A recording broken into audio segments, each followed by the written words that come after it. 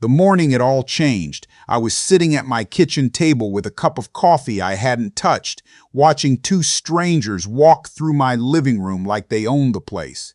The woman had on a camel-colored coat, expensive, the kind with buttons that cost more than most people's car payments. The man beside her carried a leather portfolio and kept stopping to tap things on his tablet. They were measuring, actually measuring, taking notes on my walls, my ceilings, my floors. I set down my mug. "Excuse me," I said. Neither of them looked up right away. The woman tilted her head slightly, the way you do when a noise interrupts your concentration, not a person, just a noise. "Excuse me," I said again, louder this time. She finally turned, smiled, the smile you give to someone you're about to manage. "Mr. Whitfield, good morning. We're just getting preliminary measurements. Renata said you were expecting us?" Renata, my daughter-in-law. I had not been expecting them. I had not been told anything. I was 68 years old, standing in the house I had built from nothing, and two strangers were measuring my walls before I'd even finished my first cup of coffee. I said very calmly, "I think there's been a misunderstanding. You need to leave." The woman's smile didn't waver. She glanced at the man, something passing between them, the kind of look that says he's going to be difficult, and then she tucked her portfolio under her arm and said they'd follow up with Renata directly. They left. I stood in the doorway and watched their car pull out of my driveway, and then I went inside, sat back down at my table, and looked at my coffee. That was a Thursday. By Sunday, I had transferred everything. Let me back up, because none of this makes sense without the full picture. And I'll warn you now, this isn't a story about a dramatic confrontation or a shouting match. I've never been that kind of man. My father wasn't either. The men in my family have always been quiet. We move slowly, we think carefully, and when we finally act, we act completely. My name is not important. What matters is what I built. I spent 40 years in commercial real estate, not selling it, not flipping it, but developing it. Starting from nothing in Raleigh, North Carolina, with a $12,000 loan from a credit union that nearly didn't approve me. I built strip malls, then office parks, then a small portfolio of mixed-use properties across the Southeast. By the time I retired at 65, I had assets worth somewhere north of $9 million, a modest income from property management, and a house on Lake Norman that I designed myself. The Lake House. That's what this story is really about. I bought the land in 1998, 2.5 acres on the water, back when that was still possible without spending a fortune. Spent 3 years designing the house with an architect friend of mine, building it slowly, carefully, the way you build something you intend to keep forever. 5 bedrooms, a wraparound porch, a dock with a little covered boat slip, a stone fireplace in the main room that took 8 weeks to get right. My wife helped pick every fixture, every tile, every cabinet pull. We used to joke that we'd put so much of ourselves into that house that we'd haunt it if we ever left. She passed 6 years ago, pancreatic cancer, 11 months from diagnosis to the end. After that, the house became something different to me, not just a home, but the last place where her choices were still visible everywhere I looked. The kitchen tile she loved, the window seat she used to curl up in with her books, the hydrangeas she planted along the south fence that still bloom every June without anyone tending them. My son knew all of this. He grew up in that house. He knew what it meant, which made what happened so hard to understand. My son, I'll call him by what he is, not his name, is 41 years old. He works in commercial lending, makes a very good income, and has, as far as I've ever been able to tell, no memory whatsoever of what it felt like to not have money. He grew up comfortable. I made sure of that. He went to a good school, never had student debt, got help with the down payment on his first condo. I'm not saying this to be bitter. I'm saying it because it matters for understanding what came next. His wife, Renata, came from money too. Old money, the kind that doesn't talk about itself. She was polished, careful with words, always pleasant on the surface. I used to think I just didn't know her well enough to feel comfortable around her. Later, I understood it wasn't that. They got married 7 years ago. I liked her well enough at the wedding. By year 3 of the marriage, I started noticing things. Small things at first. The way she'd mentioned the lake house in conversation, not warmly, but assessingly. This place must be worth a fortune now with the market the way it is. The way she'd walk through rooms during holiday visits like she was conducting an inventory. The questions about my estate planning that started coming up at family dinners, always framed as concern, always delivered with that same managed smile. My son never pushed directly, but he repeated her lines. I could tell because the phrasing was always slightly off, too smooth, too prepared, like something rehearsed in the car on the way over. I let it go. For a long time, I let it go. Then last fall, my son called and asked if they could come up for the weekend. Just the two of them, no kids, which they don't have. I said, of course. I made the spare room up, bought groceries, planned to take them out on the water Saturday morning if the weather held. They arrived Friday evening. Dinner was pleasant enough. We had wine on the porch, watched the sun go down over the lake. My son seemed relaxed in a way he hadn't in years. I remember thinking it was nice. I remember thinking maybe things were settling. Saturday morning was when I found the two people in the camel coat and the leather portfolio walking through my living room. I called my son downstairs. He came down in a fleece pullover, holding his own coffee mug, and the look on his face when he saw me standing there told me everything. He'd known they were coming. He'd let them in while I was still asleep. "Dad," he said, "we were going to talk to you about this." "Talk to me about what, exactly?" Renata appeared at the top of the stairs. She didn't come down all the way, just stood there, hand on the railing, watching. "We've been thinking," my son said, "that this house it's a lot for you to manage alone. And honestly, the market right now, Dad, you could get 12, maybe 13 million for this property. We thought maybe it was time to think about downsizing, something easier. A condo in Raleigh maybe, close to us." I looked him for a long time. "Those people who were in my house this morning," I said. "Who are they?" He set his mug down on the counter. "Interior designers. We just wanted to get a sense of what updates might help with a listing. I haven't listed anything. No, but I haven't asked for your help selling my home." "Dad, those people were in my house," I said very quietly, "before I woke up. Without my knowledge, without my permission."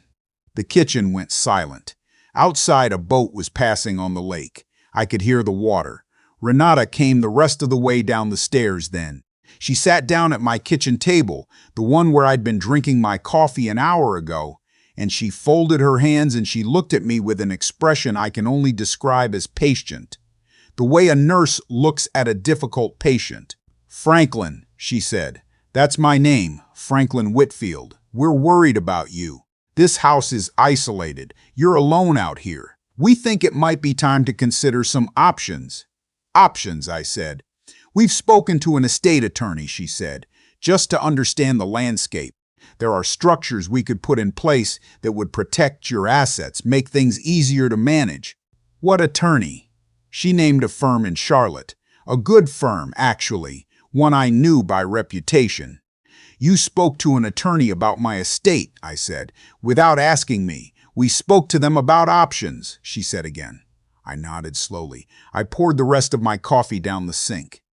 I told them breakfast was in the fridge, that I was going to take a walk, and that I'd like them to have their bags packed and be on the road by noon. My son said, "Dad, come on." "Noon," I said, and I walked out. I walked 2 miles along the shoreline path that morning, and by the time I got back, their car was gone. My son had sent a text. "We were just trying to help. Call me when you're ready to talk." I didn't call. Instead, I called the only person whose number I keep in my actual phone, rather than just relying on memory. My attorney, a man named, well, I've known him since 1987. He answered on the second ring, the way he always does. I told him what happened. Not all of it, not yet. Just the morning, the designers, the conversation. He listened without interrupting, which is one of the things I've always valued about him. When I finished, he said, "Franklin, I need to ask you something, and I need you to answer me honestly." "Always," I said. "Is there any part of you that thinks your son has your best interests at heart here?" I stood on my dock. The water was flat and gray that morning, the kind of November day that makes the lake look like pewter. I thought about my son as a 10-year-old, learning to fish off this same dock. I thought about his wedding, how he'd cried during his vows and apologized for it, laughing. I thought about all the years between then and now. "I think he loves me," I said. "I think she's got him turned around." "Okay," my attorney said, "then here's what we're going to do." Over the next 3 weeks, I learned things I hadn't known I needed to learn. My attorney pulled the property records and found that Renata had already contacted 2 real estate brokers about the lake house, not to get general market information, but to initiate listing conversations. One of them had sent a preliminary listing agreement to an email address I didn't recognize. My attorney's paralegal found it through a records request I won't go into detail about. The email address was one my son had apparently set up for estate management purposes. He'd never mentioned it to me. There was more. The attorney they'd spoken to in Charlotte had apparently been retained, not just consulted. There were notes from a meeting that mentioned cognitive assessment and power of attorney transition timeline. I want to be clear about something. I am 68 years old. I still run 4 miles twice a week. I read 3 books a month. I do the New York Times crossword in pen, and I finish it. There is nothing wrong with my cognition, nothing. And yet my son and his wife had been quietly, carefully building a case that there might be. My attorney explained to me what a conservatorship would involve, the legal process by which a court can appoint someone to manage another person's affairs if that person is deemed unable to manage them independently. He explained how difficult they are to fight once initiated, how public they are, how disruptive. He also explained that the threshold for initiating one is surprisingly low. You don't have to prove incapacity to file the paperwork. You just have to file it. They hadn't filed yet. But the groundwork was there. I sat in my attorney's office on a Tuesday afternoon in November, looking at a folder of documents that my own son had generated about my mental fitness, and I made a decision. I made it calmly. I made it completely, and I never second-guessed it. There is a principle in real estate that I learned early in my career and never forgot. The best time to sell is when you don't have to, when you're not desperate, when you're not pressured, when you have the luxury of moving quickly and cleanly. That's when you get the best outcome. Not always the highest price. The cleanest exit. I put the lake house on the market on a Wednesday, private listing, through a broker I'd worked with for 15 years. She had a buyer within 36 hours, a retired couple from Atlanta who'd been looking on the lake for 2 years and had the cash to close fast. We closed in 18 days. I accepted $300,000 less than the asking price in exchange for a 30-day close with no contingencies. By the time my son found out the property had sold, the deed had already transferred. He called me on a Saturday morning. I was in Asheville by then in a rental I'd found through a friend, taking my time deciding what came next. "Dad." His voice was strange, tight, like something was pressing on it from the outside. "The lake house, this listing, I just saw it in the records. You sold it." "I did," I said. "You when?" "How? About 3 weeks ago," I said. "Closed last Friday." Silence. "Dad, that house, we grew up in that house." "I grew up nowhere near that house," I said gently. "I built it when I was 43. You were 14. You lived there 6 years before you left for college. That's not the point." "What's the point, son?" I asked. And I meant it genuinely. I wasn't being cold. I was asking a real question.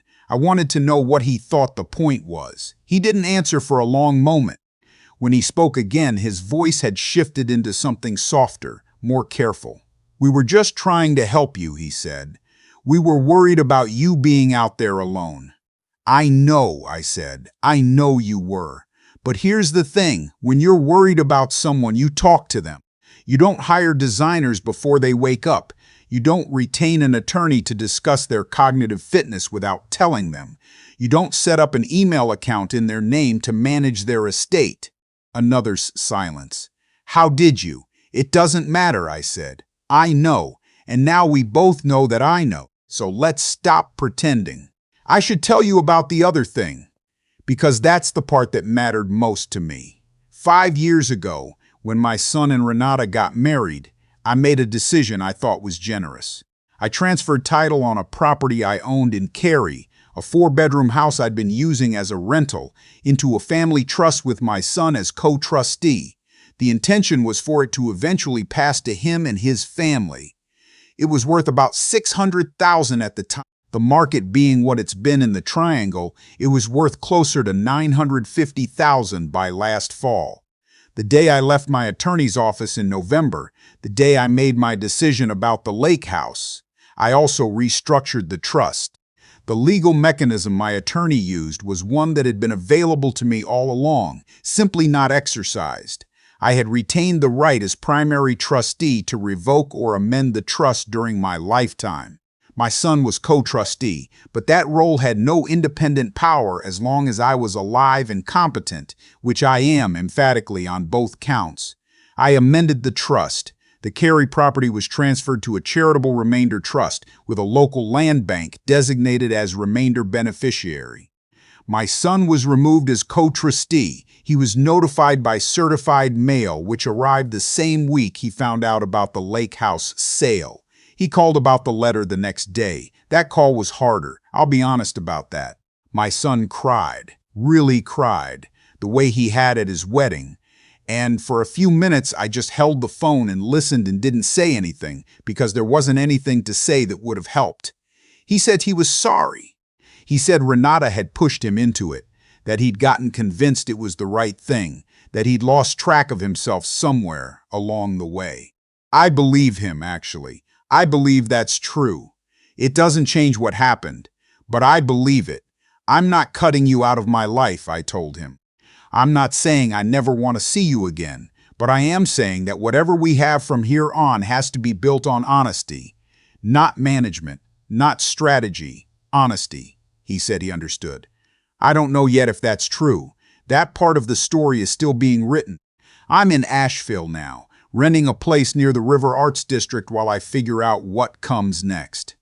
I take long walks in the mornings. I've started cooking again. Actually cooking, not just reheating, because I have a kitchen I like and no particular schedule to keep.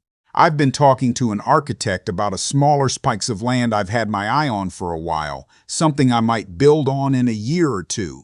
The lake house belongs to someone else now, a retired couple. She used to be a teacher. He ran a small manufacturing business.